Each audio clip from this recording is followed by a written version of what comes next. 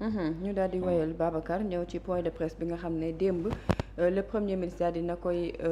aborder ci conseil des ministres daal di wax ne que tey daal dañuy fas yéene amal ab point de presse bu yaatu jëm ci wàllum renégociation des conventions et contrats conclus dans les secteurs stratégiques ñu ngi tey la c'est à partir de 17h. waaw ñu xaar exactement lan moo fay ruusee incha allah parce que gësaguma ci noonu pour mën a comprendre réellement. mais jàpp naa ne bu dee secteur boobu la yitteel aussi day secteur boo xam ne bu am solo moom la nekk te la majeure partie des Sénégalais aussi am na attente yoo xam ne yuñ ci am moom la nekk ndax bi ci gën a am solo je pense que ne mooy comité yi nga xam ne mettroon nañ ko en place au niveau de la primature xaw ma ak feneen mais primature bi moom leer na ma notamment dans le cadre de l'énergie entre autres parce que bi ñu demee ba ci la réduction du coût de l'énergie jàpp naa ne comité boobu ñu mettroon en place liggéey gi mu ci amal résultat boobu moom moo waraloon également aussi ñu mën ci am wàññite donc aujourd'hui mu ñu demee ba yegg ci ñu ne dañuy am jéem a amal saytu gu yaatu par rapport à ces contrats dafa nekkoon yitte yoo xam ne askan bi ñu baree bari moom dañu amoon dans la mesure où nee nañ les contrats signés ci at yi weesu bari na loo xam ne lu ñu ci mënoon a réviser la bu ñu amee la volonté de mettre également aussi en place ay comités yoo xam ne da koy saytu loolu jàpp naa ne lu am solo la aussi. alors Bira un point de presse annoncé depuis hier par le PM ñu war a wax lu jëm ci wàllum renégociation des conventions et contrats conclus dans les secteurs stratégiques mu nekk aussi loo xam ne nit ñi ñu ngi ko doon xaar. waaw def wax nañ ci démb ci conseil des ministres. fa la tëjee communication. wax na ci donc bu fekkee tey dañu annoncé ni tey le gouvernement bi wala comité boobu wala moom ci élimaanu jawri ni dina àddu en conférence de presse pour wax ci pour indi ay leeral je pense que nekk na loo xamante ni ñu bëri doon noonu nañ ko xaar parce que du temps de l'opposition yàgg nañu clamé ñoom di wax ni contrat ak convention yu bëri nguurug Sénégal signé na ko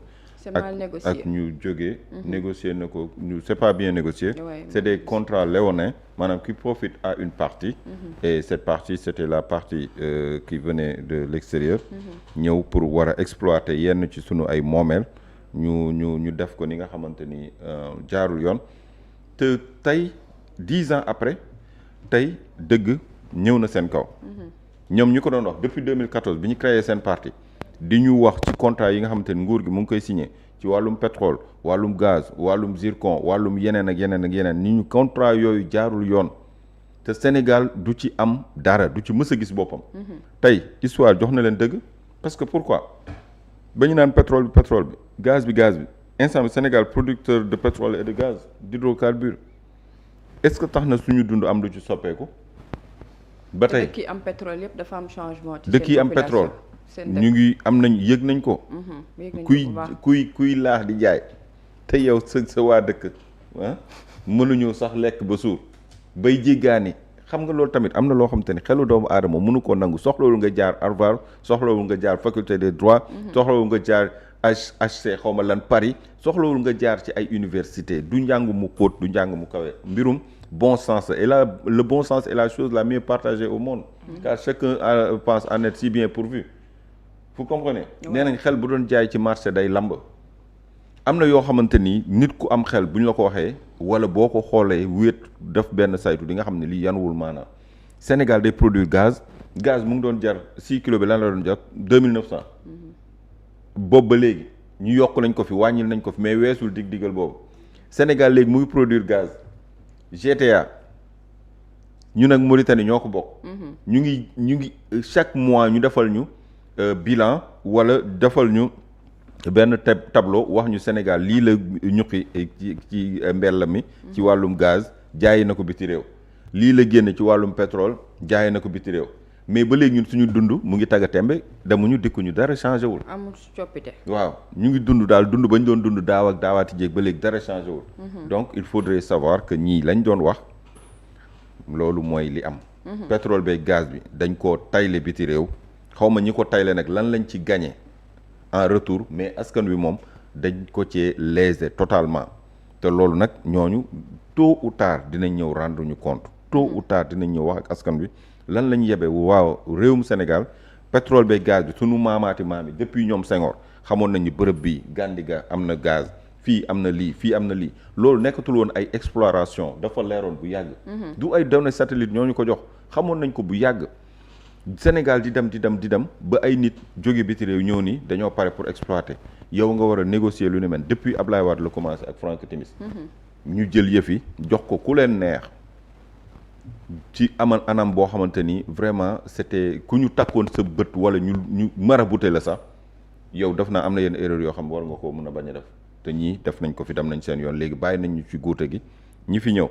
dañoo digge woon ni dinañ ko renégocier ñëpp xam nañu renégociation dafa ni mu amee tribunal du international ci wàllum sport du Madi Touré fa la dem tribunal ba ca kaw a kaw wàllum renégociation contrat TAS wàllum renégociation contrat tamit kenn du ko lijjantee tribunal Dakar hors classe bu Dakar loolu c'est dans l'international que cela se joue am na noo koy négocier boo ci àndul ak tact ak yenn subtilité yi Sénégal dana fa jaare am ay daan yoo xam te dinañ ko daan te boobaa pour mu jógaat du yomb donc lépp dafa laaj tekk ak tey le mal est déjà fait le mal est déjà fait il faut que mu nekk lu stratégique moo tax ñu samp comité boo xam te ne day saytu ci wàll wi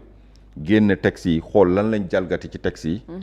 ak lan la nga xamante ni ñoom mooy di seen àq ak seen yelleef ñu waxtaan ak ñoom ci njëkk ak teraanga ci violation yi nga xamante ni am na ci texte yi bu ko defee peut-être ñoom dinañ dellu si à la raison pour bañ a àgg sax ci ay wàllum tribunal international loolu mooy solution bi buñ ko deful it ñun tamit du ñu mën a dund nii rek ci dund ci yàlla baax na ba suñu ay sëtaati sët loolu tamit mënta nekk donc y a des choses yoo xamante ni daal maa ngi ko ci xaar ci ay leeral et doon loo xamante ni sax lu positif lay doon mais au moins dina ma leeral négociation yi fan lañ ci toll bu fekkee am na ay lueur d'espoir on dirait alhamdulilah mais négociation yi moom il faut que ñu woyal ko parce que réew yu bëri dañoo xëy suba nationaliser li nga xamante ni moom moo di seeni moomeel à leur risque et péril te réew yooyu gis nga tey bokk na ci réew yi gën a mag ci àdduna bi te ay jamono yàggul dara ay sociétés ñoo jóge woon ay sociétés britanniques ak ay sociétés américaines ñoo géré woon lépp luy seen ressource naturelle tey fexe nañ ba moomal ko seen bopp mu ngi seeni loxo ñoom ñoo ciy décider di xool naka lañ koy jaayee kan lañ koy jaay ak ñaata lañ koy jaayee Sénégal nag am na ay doom je pense que yu mat li ñu doon te war nañ mën a jublu ci wàllu woowu d'accord donc dinañ xaar ci point de presse boobu lan moo ci génnee ci ay xibaar ñeewal wàllum renégociation de contrat en tout cas 3 secteurs moom lay yitteel oui par rapport à l'objectif bi nga xamante ni moom mooy sampu ci négociation bi principalement li muy indexé dina ci bokk c'est-à-dire les secteurs extractifs bi nga xamante ni moo di industrie extractive notamment pétrole gaz ak lu jëm ci wàllu mine la comité d'examen bi nga xam ne ni moom la ñu mettroon en place c'était pour mu examiner contrat ak mettre également en lumière lu jëm ci wàllum droit bi nga xam ne moo koy ëmb mais pas pour nationaliser par contre pour réviser de manière rigoureuse lu jëm ci wàllum contrat yi pour ce qui est de renégociation également aussi day viser pour garantir beneen maanaam meilleure part yi nga xam ne Sénégal am na ko ci contrat yi nga xam ne jotoon nañu ko signé ak crainte yi nga xam ne yëpp moo ko ëmboon mais tamit examiner potentiel yi nga xam ne nii en termes d'attractivité ak lu jëm ci wàllum investissement mën na cee bokkee ndax démb ci conseil des ministres aussi adopté nañu projet de loi bi nga xam ne moom mooy code des investisseurs yi nga xam ne nii daf cee bokkaale te boobu dinañ ko yóbbuwaat à l'Assemblée nationale parce que le premier ministre nous avait promis que dina am révision boo xamante ni buñ ci waroon a dugal moom lay doon bi muy jógee Assemblée nationale récemment aussi il avait annoncé que ni dina ci def benn point de presse donc ci côté boobu DNA dafay dellu si waat pour 2025 parce que li ñu doon viser ci at mi weesu moo doon renouvellement par rapport au niveau de ces contrats là te pour nga mën a def renouvellement bi il faut d'abord comité d'examen bi nga xam ne moom lay mettre en place finir son travail de révision wala nga wax ci domaine des ressources naturelles industrielles gaz pétrole gaz mine yu ci ëpp moom lay donc ay wàllum autoroute à péage beeg yooyu yëpp même ba ci ay télécom ak tout ci la bokk même ba ci wàllu infrastructure aussi ci la bokk waaw infrastructure et tout ci la bokk infrastructure ak lu jëm ci wàllum télécom sax ci la bokk par rapport li nga xam ne moom la donc quand on parle de licence yeeg yooyu exactement wàllum licence yi ak yenn infrastructure yi nga xam ne aboon nañ ko fi au niveau national yooyu ci lay bokk donc l'objectif également c'est essayer de voir après lu jëm ci wàllum comité d'examen bi après renégociation bi aussi lu jëm ci wàllum signature bi maanaam nan lañ koy fas yéene tegaate de accords yi nga xam ne yu ci am la loolu on était dit que ni en 2025 dinañ ko doon entamer mais en 2025 je pense que ni bu ndox bi moom la ñu renégocier woon il faut se rappeler contrat bi nga xam ne Aqua Power bi la boobu renégocier woon nañ ko ba pare donc fu mu toll nii bii des ci wàllum infrastructure yi autoroute Kaolack bi am na ay renégociation yu ci nekkoon donc je pense que yegguñ ci phase de finalisation par rapport au comité d'examen bi ñu mettroon en place mais li ñu entamé waale amaana dafa am résultat yoo xam ne dans son ensemble am na fu mu toll loolu moom moo waral le premier ministre également bokk ci li nga xam ne moom lay amal waaw donc je pense que ne lu mu waxoon la pencum doore mi lu muy continuer moom lay nekk et à un certain moment beaucoup de Sénégalais aussi waxoon nañ même chose boo xam ne bu ci doon am la kon gudduñ di teel ni tembe war nañ caa mën a jëm en tout cas lu mu gàtt-gàtt jàpp naa les Sénégalais dinañ comprendre dans plusieurs secteurs contrat yi nga xamante ni yu ñu signé woon la dans le passé te doon fi ci Sénégalais yi gën a xam boo ko xoolee bu baax mooy mbirum pétrole bi la ndax li arrivé aujourd'hui nii déjà ça parle par rapport à ce problème là baril pétrole yokku na yaa ngi am pétrole doo ci jëriñu foofu rek war na mën a nekk maanaam fin pour bare bari ñu nga am gaz yokku mais doo ci mën jëriñu li ko waral parce que am na lu bare bari lees waral parce que y a des contrats yoo xam ne nañ ko signé bu ñu bare bari ñu seen xel màcc buñ ko tiimee li ñu njëkk a wax mooy bu possibilité amee pour négocier mais nag renégocier contrat demeewul noonu dafa am lu mu laaj lu bëri très bien moo tax sax ñu samp mais étape bi ñu toll nii c'est une question de survie économique xam ndax la parce qu'il y a une guerre entre l'Iran, Israël, Amérique le détroit d'Ormuz gis nga pour situation bi ak la fa doon jóge yëpp ci hydrocarbures bu ñu ko bloqué ñun on va pas rester là di xaar ku ñu asphyxier on a des puits de pétrole et de gaz nit ñi di ko manque di ko jaay biti réew bala nga ko jaay biti réew sax la première des choses mooy li nga doon jaay biti réew ci réew mi lañ ko gën a soxlaa ñun nga koy jaay avant tout ñu xool lan lañ ci mën a segg mu di ci wàllum pétrole beeg ci wàllum gaz bi war koo mën a utiliser en attendant sànq ñu ngi doon wax ci assemblée nationale en attendant projet de loi yi nga xamante ne day soppi wàllum code électoral wàllum Sénat te président de la République diggoon ñu ko ci premier trimestre bi te premier trimestre bi li ci des matatul ñaar fukki fan donc dama jàpp ni est-ce que du loolu moo tax député yi bañ a jëlagum L29 L30 di xaarandi lan mooy jóge ci exécutif bi ñëw ci ñoom parce que li ñu diggoon ci ay coppite